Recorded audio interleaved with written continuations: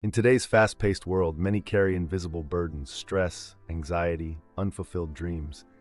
Like a heavy backpack, these weights drain our energy. Jesus' words in Matthew 11:28 offer a radical alternative. Come to me, all who are weary. This isn't just poetic comfort, it's an invitation to transfer our burdens. Research shows 76% of adults experience burnout symptoms. Like the woman in our story, collapsed on her apartment floor surrounded by unpaid bills and a flashing phone, we often reach crisis point before seeking help.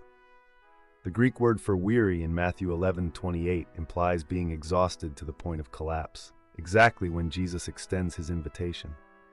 In first-century Israel, Jesus spoke these words to people under Roman oppression and religious legalism. The yoke he referenced was a wooden beam binding oxen, a perfect metaphor for burdens.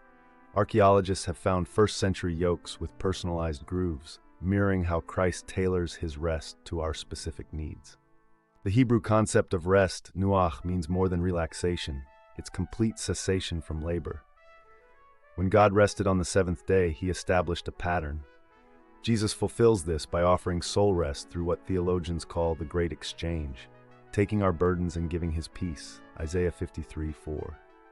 Neuroscience reveals that kneeling in prayer activates the vagus nerve, reducing stress hormones. This isn't coincidence, it's design.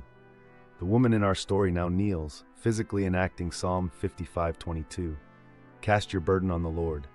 Her clenched hands slowly open as stones dissolve into light. Biblical rest isn't inactivity, but aligned living. Studies on flow state show peak performance occurs when we operate from rest, not for it. The woman now gardens, her once tense shoulders relaxed as she tends roses. This mirrors Genesis 2:15, where work flows from divine rest, not toward it. A Yale study found that those experiencing soul rest become emotional multipliers, positively influencing 5 to 7 people weekly.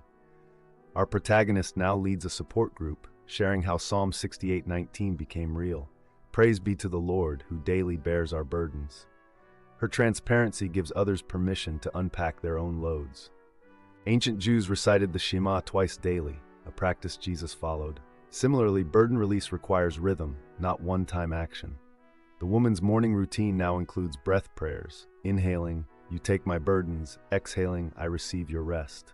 MRI scans show such practices rewire stress responses in 8 weeks. Even the faithful stumble. When her husband loses his job, the woman momentarily regrips old anxieties until she spots her now empty backpack in the closet. This mirrors Peter walking on water. Fear sinks, but Jesus immediately reaches out, Matthew 14:31.